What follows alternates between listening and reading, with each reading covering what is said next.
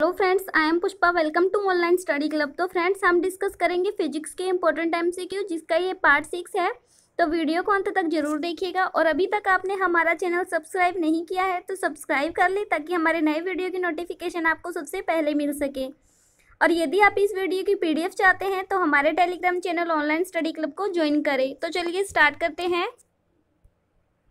First question है हमारा, dynamo जो विद्युत का जनन करता है वास्तव में, तो डायनेमो वास्तव में किस रूप में कार्य करता है ये पूछा है। तो इसके लिए हमारा राइट ऑप्शन हो जाएगा ऑप्शन डी, ऊर्जा परिवर्तक के रूप में कार्य करता है। अब ये ऊर्जा परिवर्तक क्या होता है, तो एनर्जी को एक फॉर्म से दूसरे फॉर्म में चेंज करना ऊर्जा परिवर्तक या एनर्जी कन्वर्जन कहलाता है। ओके, तो ये कैसे चेंज करता है, ये मैकेनिकल एनर्जी को इलेक्ट्रिकल में चेंज करने का कार्य करती है। ओके, तो इस तरह से ये ऊर्जा परिवर्तक के रूप में कार्य करता है। तो चलते हैं नेक्स्ट क्वेश्चन पे। अगला क्वेश्चन है हमारा, 750 वॉट अंकित विद्युत इस्त्री में 220 वोल्ट पर प्रवाहित धारा, मतलब कि अपने को करंट फाइंड आउट करनी है यहाँ पे। तो करंट क्या हो जाएगा, तो इसको पावर के फॉर्मूले से फाइंड कर सकते हैं। तो पावर इज इक्वल्स टू होता है V इंटू में I। तो पावर का फॉर्मूला होता है P is equals to V into I. तो I हमें फाइंड आउट करनी है, तो I क्या हो जाएगा यहाँ से, तो I हो जाएगा पावर अपॉन में वोल्टेज। ओके, तो पावर यहाँ पे क्या दी हुई है, तो पावर यहाँ पे 750 वॉट दी हुई है। तो 750 अपॉन में जो वोल्टेज है 220 वोल्ट है, तो अपॉन में 220 वोल्ट आ जाएगा। ओके, तो इसको कैंसिल करने पर हमारा आंसर आ जाएगा 3.41 एम्पियर। ओके, तो इसके लिए हमारा राइट ऑप्शन हो जाएगा ऑप्शन डी, 3.41 एम्पियर की करंट फ्लो होगी इसमें। ओके, तो चलते हैं नेक्स्ट क्वेश्चन पे। अगला क्वेश्चन है हमारा, निम्नलिखित में से कौन सा जोड़ा कण प्रतिकण है। तो कण प्रतिकण पूछा है, तो इसके लिए हमारा राइट ऑप्शन हो जाएगा ऑप्शन सी, इलेक्ट्रॉन और पॉजिट्रॉन। तो इलेक्ट्रॉन जो होता है इस पर नेगेटिव चार्ज होता है। ओके, तो इलेक्ट्रॉन पर जब ये पॉजिटिव चार्ज लग जाता है तो इसी को पॉजिट्रॉन कहते हैं। ओके, तो ये इलेक्ट्रॉन का जो होता है एंटी पार्टिकल होता है पॉजिट्रॉन। ओके, तो इलेक्ट्रॉन का एंटी पार्टिकल या प्रतिकण होता है पॉजिट्रॉन, और इसकी खोज किसने की थी, तो इसकी पॉजिट्रॉन की खोज की थी एंडरसन ने। ओके, तो चलते हैं नेक्स्ट क्वेश्चन पे। अब अगला क्वेश्चन है हमारा, एक स्थिर न्यूक्लियस में प्रोटॉनों के मध्य परस्पर स्थिर वैद्युत बल। तो एक स्थिर न्यूक्लियस मतलब स्टेबल कंडीशन में अगर न्यूक्लियस है तो उसके बीच प्रोटॉनों के मध्य परस्पर जो स्थिर वैद्युत बल है ये कितना होगा ये पूछा है। तो इसके लिए हमारा राइट ऑप्शन हो जाएगा ऑप्शन सी, नाभिकीय बल की अपेक्षा निर्बल होता है। मतलब कि ये जो प्रोटॉनों के मध्य स्थिर वैद्युत बल होगा वो कम होगा, निर्बल का मतलब कम होगा, और यहाँ पर नाभिकीय बल जो होगा वो ज़्यादा होगा अगर न्यूक्लियस जो है स्टेबल कंडीशन में है। ओके, तो अगला क्वेश्चन है हमारा, प्रसिद्ध बिग बैंग थ्योरी किस मुख्य सिद्धांत पर आधारित है। तो बिग बैंग थ्योरी किस सिद्धांत पर आधारित है ये पूछा है। तो इसके लिए हमारा राइट ऑप्शन हो जाएगा ऑप्शन बी, डॉपलर सिद्धांत। तो ये डॉपलर सिद्धांत पर आधारित है, और ये किसने, मतलब कि बिग बैंग जो थ्योरी है, थ्योरी का सिद्धांत डॉपलर सिद्धांत, ये किन्होंने दिया था, तो ये एडविन हैबल ने दिया था। ओके, तो ये वैज्ञानिक एडविन हैबल ने इसके बारे में डिस्क्राइब किया था। ओके, तो चलते हैं नेक्स्ट क्वेश्चन पे। अब अगला क्वेश्चन है हमारा, कोबाल्ट 60 से कौन सी किरण निकलती है। तो कोबाल्ट 60 से कौन सी किरण निकलती है, तो इसके लिए हमारा राइट ऑप्शन हो जाएगा ऑप्शन बी, गामा रेज। तो कोबाल्ट 60 से गामा किरणें निकलती है। और ये जो कोबाल्ट 60 है इसका यूज़ कहाँ किया जाता है, तो इसका यूज़ मेडिकल फील्ड में किया जाता है, और मेडिकल फील्ड में इसका यूज़ कैंसर के ट्रीटमेंट के लिए किया जाता है, जो कि रेडियो एक्टिविटी थेरेपी के थ्रू किया जाता है। ओके, तो चलते हैं नेक्स्ट क्वेश्चन पे। अब हमारा अगला क्वेश्चन है, छेद बनाने के लिए वर्मा से चूड़ी बनाने की क्रिया को कहते हैं। तो छेद बनाने के लिए वर्मा से चूड़ी, मतलब वर्मा से चूड़ी बनाते हैं उसको क्या कहते हैं, इस प्रोसेस को ये पूछा है। तो इसके लिए हमारा राइट ऑप्शन हो जाएगा ऑप्शन डी, टेपिंग। तो इस प्रोसेस को, वर्मा से जो चूड़ी बनाई जाती है इस प्रोसेस को टेपिंग कहा जाता है। ओके,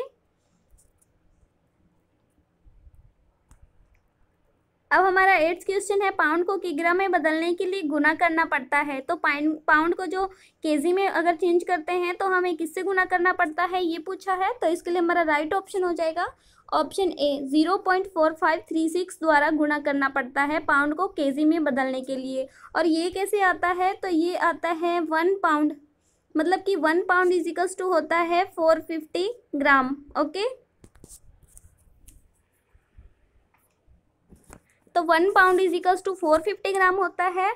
तो यहाँ से 1 ग्राम क्या आ जाएगा, यहाँ से 1 ग्राम आ जाएगा 1 अपॉन में 450 पाउंड। ओके, तो 1 ग्राम हो जाएगा 1 अपॉन में 450 पाउंड। और लेकिन हमें किग्रा में चेंज करना है, किग्रा में। तो 1 किग्रा में कितने ग्राम होते हैं, 1000 होता है। तो 1000 ग्राम इज इक्वल्स टू क्या आ जाएगा, 1 अपॉन में 450। ये तो 1 की वैल्यू थी, लेकिन हमें 1000 ग्राम निकालना है, तो इसको इंटू कर देंगे 1000 से। ओके, तो 1000 ग्राम को हम क्या लिख सकते हैं, हम 1 kg लिख सकते हैं। तो 1000 का मतलब 1 kg, तो 1 kg की वैल्यू क्या आ जाएगी, इसको सॉल्व करने पे वैल्यू आ जाएगी 2.2 पाउंड। ओके, तो 1 kg की वैल्यू आ गई 2.2 पाउंड। तो 1 पाउंड के लिए हमारी वैल्यू क्या आ जाएगी, 1 अपॉन में 2.2। तो इसको जब सोल्व करेंगे हम, तो हमारा आंसर आ जाएगा 0.454। ओके, ये आंसर आ जाएगा हमारा 0.454। तो 1 pound is equals to 0.454 kg होता है। ओके, तो हमें पाउंड को केजी में बदलने के लिए, मतलब ये इसकी अप्रोक्सीमेट वैल्यू है 0.4536। तो हमारा ऑप्शन हो जाएगा ए। तो हमें किससे गुना करना पड़ेगा, पाउंड को केजी में बदलने के लिए 4536 के द्वारा। ओके, तो चलते हैं नेक्स्ट क्वेश्चन पे। अब अगला क्वेश्चन है हमारा, किसी भी स्थिर या गतिशील वस्तु की स्थिति और दिशा में तब तक कोई परिवर्तन नहीं होता जब तक उस पर कोई बाह्य बल सक्रिय न हो। यह है, तो ये बाह्य बल सक्रिय न हो, अगर उसकी दिशा में कोई चेंज करना है तो हमें एक्सटर्नल फोर्स अप्लाई करना पड़ेगा।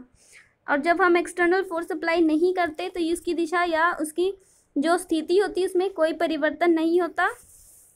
तो ये किसके नियम के, न्यूटन के कौन सा नियम है ये, तो इसके लिए हमारा राइट ऑप्शन हो जाएगा ऑप्शन ए, न्यूटन का गति विषयक प्रथम नियम। ओके, तो ये न्यूटन के प्रथम नियम से हमें पता लगता है, जिसको कि जड़त्व का नियम कहते हैं। जड़त्व नियम मतलब कि इनर्शिया कॉन्सेप्ट कहते हैं। और इसके थ्रू जब तक कोई वस्तु में, ये जैसे कि कोई वस्तु है, अगर हम इस पर कोई एक्सटर्नल फोर्स अप्लाई नहीं करेंगे तब तक ये अपनी ही दिशा में मूव करता रहेगा। ओके, अगर ये समान एक्सेलरेशन से या स्टेबल कंडीशन में है तो। ओके, तो चलते हैं नेक्स्ट क्वेश्चन पे। अब अगला क्वेश्चन है हमारा, गुरुत्वाकर्षण नियमों के आविष्कारक कौन है। तो गुरुत्वाकर्षण नियमों के आविष्कारक पूछा है, तो इसके लिए हमारा राइट ऑप्शन हो जाएगा ऑप्शन बी, न्यूटन। तो गुरुत्वाकर्षण का नियम के आविष्कारक है न्यूटन है।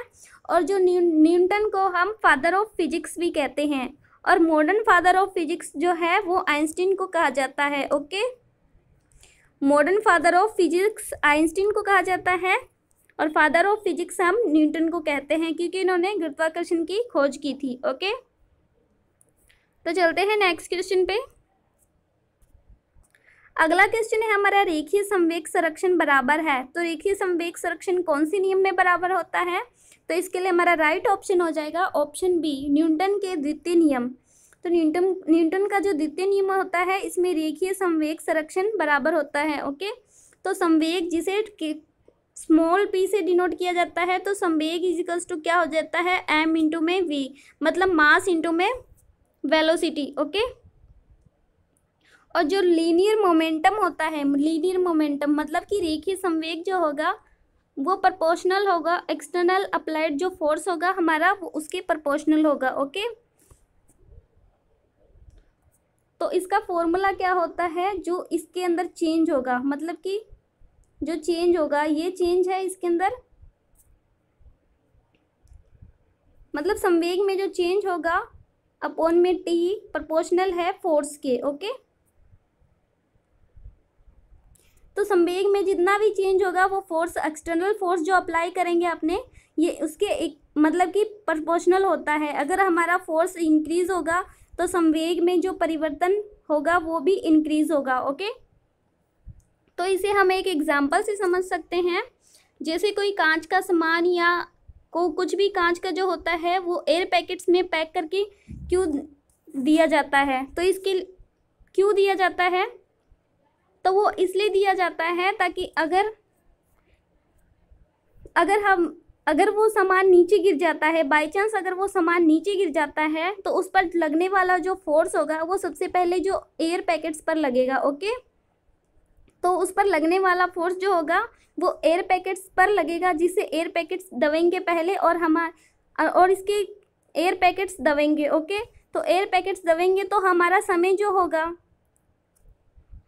तो इससे हमारा समय क्या हो जाता है, टाइम ड्यूरेशन इंक्रीज हो जाता है। ओके, तो इससे हमारा टाइम ड्यूरेशन इंक्रीज हो जाता है, जिससे इस पर फोर्स जो होता है वो डिक्रीज हो जाता है। क्योंकि ये इन्वर्सली प्रोपोर्शनल है तो यहाँ पर फोर्स डिक्रीज हो जाएगा और फोर्स कम हो जाएगा, मतलब कि जो नीचे अगर सामान गिर गई तो उस पर फोर्स अगर कम लगेगा तो इससे हमारा जो सामान होगा वो टूटने से बच जाएगा, इसलिए वो एयर पैकेट्स में बंद करके दिए जाते हैं। ओके, तो इस तरह से है रेखीय संवेग संरक्षण बराबर है न्यूटन के सेकंड लॉ में। ओके, तो चलते हैं नेक्स्ट क्वेश्चन पे। अब हमारा अगला क्वेश्चन है व्यक्ति का भार उस लिफ्ट में अधिक होगा जो, तो इसके लिए हमारा राइट ऑप्शन हो जाएगा, ऑप्शन सी, ऊपर की ओर त्वरित होने वाले। मतलब ऊपर की ओर त्वरित होने वाले मतलब कि अगर लिफ्ट में, जैसे कि ये लिफ्ट है, ओके, और इसमें कोई व्यक्ति है, तो ये लिफ्ट में बैठा है।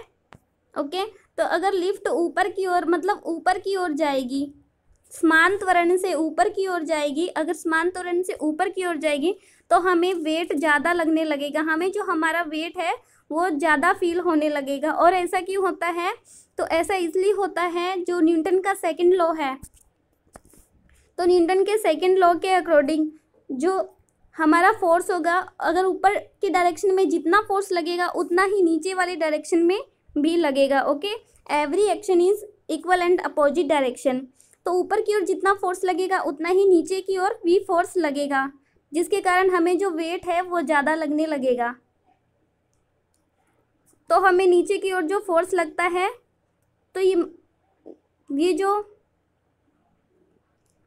ये जो लिफ्ट है ये ऊपर की ओर जा रही है, लेकिन हमें नीचे की ओर भी फोर्स लगता है, जिसके कारण जो हमारा जो मास होता है और नीचे की ओर लगने वाला जो फोर्स होता है, तो फोर्स की डेफिनेशन क्या होती है, m इंटू में a। तो नीचे की ओर जो फोर्स लगेगा तो वो वाला मास और जो हमारा मास है वो ऐड हो जाता है। ओके, वो मास जो होता है वो ऐड हो जाता है, इसलिए हमें भार ज़्यादा प्रतीत होने लग जाता है, अपना हमें जो वेट होता है वो ज़्यादा फील होने लग जाता है। ओके, और इसी तरह जब ये कोई लिफ्ट है, अगर ये नीचे की तरफ आती है और इसमें जो बैठा व्यक्ति है और नीचे की तरफ आती है समान वेग से, तो इसमें बैठा जो व्यक्ति है उसका भार उसे कम प्रतीत होने लगेगा, इसी तरह से। ओके, तो चलते हैं नेक्स्ट क्वेश्चन पे।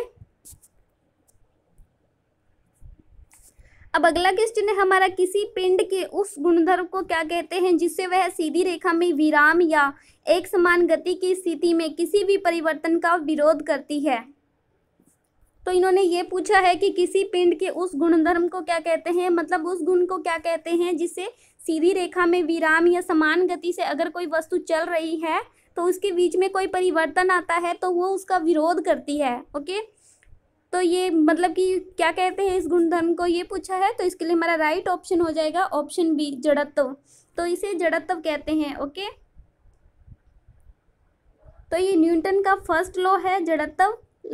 और इसके अनुसार अगर हम किसी भी, मतलब कि ये कोई ऑब्जेक्ट है, अगर ये स्थिर है या फिर ये मतलब कि एक समान गति से चल रही है, तो इस पर हम जब तक कोई एक्सटर्नल फोर्स अप्लाई नहीं करते तब तक ये अपनी ही दिशा में मूव करता रहता है, तो इसको जड़त्व का कॉन्सेप्ट कहते हैं। मतलब कि अगर इस पर कोई फोर्स अप्लाई करेंगे तो ये उसका विरोध करेगी। ओके, तो ये उसका विरोध करेगी, क्योंकि इसमें जड़त्व होगा तभी ये उसका विरोध कर पाएगी। ओके, तो इसके अनुसार जब समान गति की स्थिति में कोई भी परिवर्तन का विरोध करती है, मतलब कि ये फोर्स का विरोध करेगी, तो इसको जड़त्व का नियम कहते हैं। ओके, तो चलते हैं नेक्स्ट क्वेश्चन पे। अब अगला क्वेश्चन है हमारा, किसी पिंड का वेग समरूप कहा जाता है जब। तो किसी पिंड का वेग जो है वो समरूप कब कहा जाता है, ये पूछा है। तो इसके लिए हमारा राइट ऑप्शन हो जाएगा ऑप्शन सी, वेग का मान और दिशा दोनों नियत हो। मतलब कि वेग का जो मान है, मतलब वेग की जो वैल्यू है और जो वो डायरेक्शन है, दोनों मतलब कि सेम हो, मतलब कि कांस्टेंट हो, एक ही वैल्यू में रहे, चेंज ना हो, तो क्या कहलाता है, पिंड की वेग का समरूप कहलाता है। ओके, और ये किससे पता लगता है, ये जैसे कि हम एग्जांपल लिख सकते हैं, न्यूटन का फर्स्ट लॉ जो है जड़त्व का नियम, जिसे जड़त्व का नियम कहते हैं। ओके, तो ये इससे पता लगता है कि वेग का मान और दिशा समान हो तो किसी पिंड का वेग समरूप कहलाता है। ओके, तो चलते हैं नेक्स्ट क्वेश्चन पे। अब अगला क्वेश्चन है हमारा, एक 2ns संवेग वाले और 3 किग्रा द्रव्यमान वाले पिंड की गतिज ऊर्जा क्या है। तो पिंड की गतिज ऊर्जा पूछी है, तो गतिज ऊर्जा का फॉर्मूला क्या होता है, मतलब कि काइनेटिक एनर्जी, मतलब कि काइनेटिक एनर्जी क्या होती है, तो kinetic energy is equals to होती है 1/2 mv²। ओके, ये होती है काइनेटिक एनर्जी। लेकिन हमें यहाँ पर v वेलोसिटी नहीं दी हुई है, ना ही मास दिया हुआ है, हमें वेलोसिटी नहीं दी हुई है। ओके, तो वेलोसिटी नहीं देकर यहाँ पर क्या दिया हुआ है, मोमेंटम दिया हुआ है, मतलब कि संवेग दिया हुआ है यहाँ पर। तो संवेग मतलब संवेग के फॉर्म में इसका फॉर्मूला क्या हो जाता है, kinetic energy is equals to होता है p², संवेग जिसको p से डिनोट करते हैं, स्मॉल p से, अपॉन में 2m। ओके, ये इसका फॉर्मूला हो जाएगा।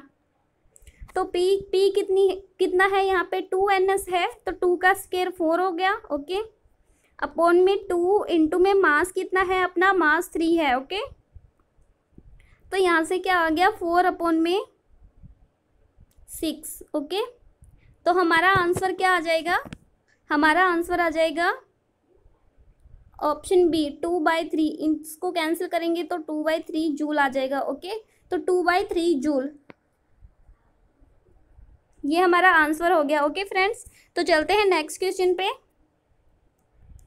अब अगला क्वेश्चन है हमारा, SHM से गुजरने वाले एक कण के लिए वेग को विस्थापन के मुकाबले आलेखित किया जाता है तो वक्र होगा। तो इसमें वक्र पूछा है, मतलब कि जो ग्राफ होगा वो कैसा होगा। तो इसके लिए हमारा राइट ऑप्शन हो जाएगा ऑप्शन ए, एक दीर्घवृत्त होगा। ओके, और ये SHM ये क्या होता है, ये तो सिंपल हार्मोनिक मोशन होता है, सिंपल हार्मोनिक मोशन जिसे कि आवर्त गति कह सकते हैं। ओके, और इसमें क्या होता है, तो इसमें एक जो वस्तु होती है, मतलब कि ये कोई वस्तु है, तो ये पर्टिकुलर डायरेक्शन से, मतलब एक पर्टिकुलर डायरेक्शन से मूव करती है। ओके, तो ये पर्टिकुलर डायरेक्शन से सेम एक्सेलरेशन के साथ, मतलब कि अपोजिट डायरेक्शन में मूव करती है, सेम डिस्टेंस और सेम एक्सेलरेशन के साथ अपोजिट डायरेक्शन में मूव करती हैं, तो इसको SHM या सिंपल हार्मोनिक मोशन कहते हैं। ओके, जैसे कि हम घड़ी का पेंडुलम जो होता है उसका एग्जांपल ले सकते हैं इसके लिए। तो इसके लिए ग्राफ किस तरह से होगा, इस तरह से होगा। तो जैसे कि ये कोई घड़ी का पेंडुलम है। ओके, तो ग्राफ जो होगा हमारा वो इस तरह से होगा। तो ये वेलोसिटी है और ये टाइम हो गया। ओके, तो ये सबसे पहले यूं करके मूव करेगी, तो इसका वेग जो होगा वो घटेगा, यहाँ तक आते आते इसकी वेलोसिटी कम होगी, तो ये इस तरह से हमारा ग्राफ आ जाएगा। और फिर वापस जब ये मूव करेगा तो यहाँ से तो इसकी वेलोसिटी ज़्यादा होगी, लेकिन यहाँ आते आते इसकी वेलोसिटी कम हो जाएगी। ओके, तो यहाँ से ये वापस मूव करेगा तो इस तरह से इसकी वेलोसिटी कम हो जाएगी। और जब हम इस पूरे ग्राफ को देखते हैं तो हमारा जो कर्व होता है वो इस तरह से बनता है। ओके, ये तो पॉजिटिव में और ये नेगेटिव में। ओके, जब ये इधर जा रही है, ये हमारा ये फिक्स पॉइंट है एक, इससे इधर जा रही है तो ये पॉजिटिव और ये नेगेटिव। ओके, तो हमारा जो ग्राफ होगा वो इस तरह से मिलेगा हमें। तो ये क्या है, ये एलिप्स शेप में है। ओके, तो वक्र कैसा बनेगा, इसमें एक दीर्घवृत्त बनेगा। तो चलते हैं नेक्स्ट क्वेश्चन पे। अब अगला क्वेश्चन है हमारा, शून्य में स्वतंत्र रूप से गिरने वाली वस्तुओं का। तो शून्य में स्वतंत्र रूप से गिरने वाली वस्तु, इन्होंने ये पूछा है जैसे कि ये कोई वस्तु लटकी हुई है। ओके, ये किसी चीज़ से लटकी हुई है, डोरी से बंध कर लटकी हुई है, लेकिन अगर इसकी जो डोरी होती है वो टूट जाती है यहाँ से, तो ये फ्रीली नीचे गिरेगी, मतलब स्वतंत्र रूप से नीचे गिरेगी। ओके, तो इसमें जो वेग होगा या क्या समान होता है, इसमें ये पूछा है। तो इसके लिए हमारा राइट ऑप्शन हो जाएगा ऑप्शन सी, समान त्वरण होता है। तो ये समान त्वरण क्यों होता है, क्योंकि पहले तो ये किसी डोरी से बंधी हुई थी, तो जो इसका एक्सेलरेशन, इस वस्तु का जो एक्सेलरेशन कोई फिक्स था। ओके, लेकिन अब ये स्वतंत्र रूप से, इसकी डोरी यहाँ से कट चुकी है और ये स्वतंत्र रूप से नीचे गिर रही है, तो इसका एक्सेलरेशन जो होगा, इसका खुद का कोई एक्सेलरेशन नहीं होगा, और ये एक्सेलरेशन जो होगा वो जी के इक्वल ही हो जाएगा। ओके, तो जी क्या होता है, जी होता है 9.8 न्यूटन।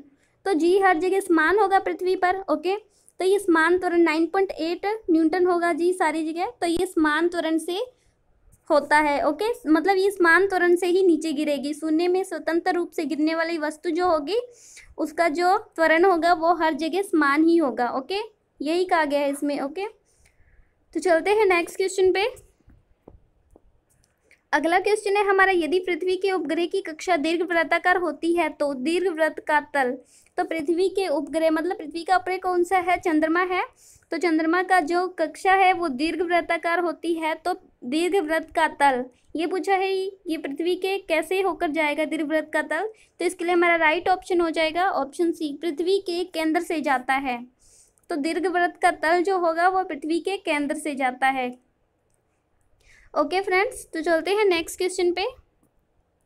अब अगला क्वेश्चन है हमारा, स्प्रिंग का कंठिन्य है। स्प्रिंग का कंठिन्य मतलब यहाँ पर स्प्रिंग का कंठिन्य से मतलब है जैसे कि ये कोई स्प्रिंग है।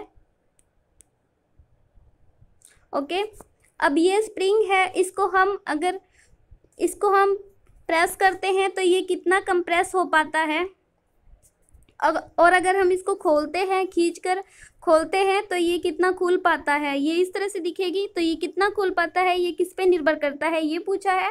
तो इसके लिए हमारा राइट ऑप्शन हो जाएगा ऑप्शन ए, स्प्रिंग की भारवाहिका धारिता पर। मतलब कि स्प्रिंग का जो भार है वो कितना है, उसकी कैपेसिटी कैसे डिसाइड की हुई है, इस पर निर्भर करता है। ओके, अगर स्प्रिंग की भारवाहिका कैपेसिटी जो होगी, धारिता होगी, अगर ज़्यादा होगी तो स्प्रिंग ज़्यादा नहीं खुलेगा, मतलब स्प्रिंग जो होगा वो इसी तरह से दिखेगा।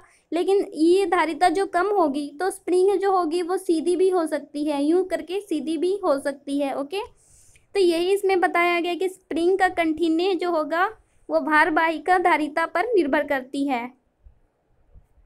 ओके फ्रेंड्स, अब हमारा अगला क्वेश्चन है, एक गतिशील बस में अचानक ब्रेक लगने से सवारी आगे की ओर झुक जाती है, ये किस नियम का पालन करता है। तो एक गतिशील में अचानक ब्रेक लगने से सवारी आगे की ओर झुक जाती है, तो ये किससे पता लगता है। तो ये इसका राइट ऑप्शन हो जाएगा ऑप्शन ए, न्यूटन का प्रथम नियम का। तो न्यूटन का प्रथम नियम के इसमें क्या था, इसमें इनर्शिया कॉन्सेप्ट डिस्क्राइब किया था इन्होंने। मतलब कि जो जड़त्व का नियम होता है, जड़त्व का नियम बताया था इन्होंने, न्यूटन ने। तो इसमें जो एक गतिशील बस है, गतिशील बस, तो पहले जो बस है वो समान एक्सेलरेशन से चल रही है। ओके, इसका जो कांस्टेंट है एक्सेलरेशन, लेकिन अचानक ब्रेक लगने से, तो अचानक जब ब्रेक लगेगी तो इसका एक्सेलरेशन होगा वो वेरी करेगा, वो कांस्टेंट नहीं रह पाएगा। ओके, तो कांस्टेंट नहीं रह पाएगा, जिसके कारण जो समान त्वरण से अगर चल रही थी तो उसमें जड़त्व का जो जड़त्व का गुण था वो था। लेकिन अगर ब्रेक लगेगा, ब्रेक मतलब कि कोई फोर्स अप्लाई कर रहे हैं, तो ये उस फोर्स का विरोध करेगी। ओके, तो इस फोर्स का विरोध करेगी, तो जिस कारण जो सवारी होंगे वो आगे की ओर झुक जाते हैं। तो जड़त्व का जो गुण होता है वो ख़त्म होता है, तो सवारी जो होती है आगे की ओर झुक जाती है। ओके, तो इसमें यही पता लगता है। न्यूटन के फर्स्ट लॉ से पता लगता है कि जो गतिशील बस में अचानक ब्रेक लगने से सवारी आगे की ओर झुक जाती है। तो चलते हैं नेक्स्ट क्वेश्चन पे। अब हमारा पिछली वीडियो का क्वेश्चन था, तो इसका आंसर इस तरह से है। एक वायुयान धवन पथ रनवे से 100 मीटर प्रति वेग से उड़ान भरता है। यदि वायुयान अपने विश्राम स्थल से 10 मीटर प्रति सेकंड स्क्वायर से एक समान त्वरण भरता है तो अपेक्षित वेग प्राप्त करने के लिए धावन पथ की लंबाई कितनी है। तो धावन पथ की लंबाई पूछी है, तो इसको हम किससे ज्ञात कर सकते हैं। तो इससे हम तो ये न्यूटन मतलब कि न्यूटन के सिद्धांत पर आधारित जो गैलीलियो का थर्ड इक्वेशन है, v square is equals to u square plus 2as, okay, इससे ज्ञात कर सकते हैं हम इसे। ये न्यूटन के सिद्धांत पर आधारित है, लेकिन इस फॉर्मूले को गैलीलियो ने ड्राइव किया था, ओके। तो इससे हम यहाँ पर s मतलब कि s फाइंड आउट करते हैं। u तो यहाँ पे u और v यहाँ पे वेलोसिटी है दोनों, और जो a है वो एक्सिलरेशन है, ओके। और जो s है, s ये क्या होता है, ये विस्थापन होता है, या इसको लंबाई भी कह सकते हैं अपनी, ओके। तो अपने को s फाइंड आउट करना है, और यहाँ पे धावन पथ से 100 मीटर प्रति वेग से चलता है। तो u यहाँ पर क्या है, u ये इनिशियल वेलोसिटी होगी, ओके। इनिशियल मतलब स्टार्टिंग वेलोसिटी होगी, और जो v होता है वो फाइनल वेलोसिटी होती है, ओके। तो इनिशियल वेलोसिटी हमें कोई दी नहीं हुई, तो इसका मान 0 रख देंगे हम, ओके। तो s क्या हो जाएगा, s is equals to v square upon 2as हो जाएगा, ओके। तो v का स्क्वायर कर देंगे 100 इंटू में 100 अपॉन में 2 इंटू में यहाँ पर एक्सेलरेशन कितना है, तो 10 है, ओके। तो 10 2 और यहाँ पर 10। तो इसको सॉल्व करने से जो हमारा आंसर आ जाएगा वो 500 आ जाएगा, ओके। तो हमारा आंसर कितना आ जाता है, 500 मीटर। तो इसके लिए हमारा राइट ऑप्शन हो जाएगा ऑप्शन सी, 500 मीटर, ओके। तो इस तरह से था इसका आंसर, जो कल की वीडियो का क्वेश्चन था। और आज का प्रश्न है हमारा, नाभिकीय रिएक्टर में विमंदक का कार्य। तो नाभिकीय रिएक्टर में विमंदक का कार्य ये किस लिए किया जाता है, ये पूछा है। तो हमारे पास ऑप्शन है, द्वितीय न्यूट्रॉनों की संख्या को विमंदित करना, द्वितीय न्यूट्रॉनों को धीमा करना, विखंडनीय नाभिकों की संख्या में वृद्धि करना, और विखंडनीय अभिक्रिया का नियंत्रण करना। तो ये किस लिए किया जाता है, विमंदक का कार्य ये पूछा है। तो इसका आंसर आप मुझे कमेंट बॉक्स में कमेंट करके बताएंगे, ओके। तो आज के लिए इतना ही। Thank you friends. वीडियो अच्छी लगी हो तो लाइक करें, कमेंट करें एंड सब्सक्राइब करें।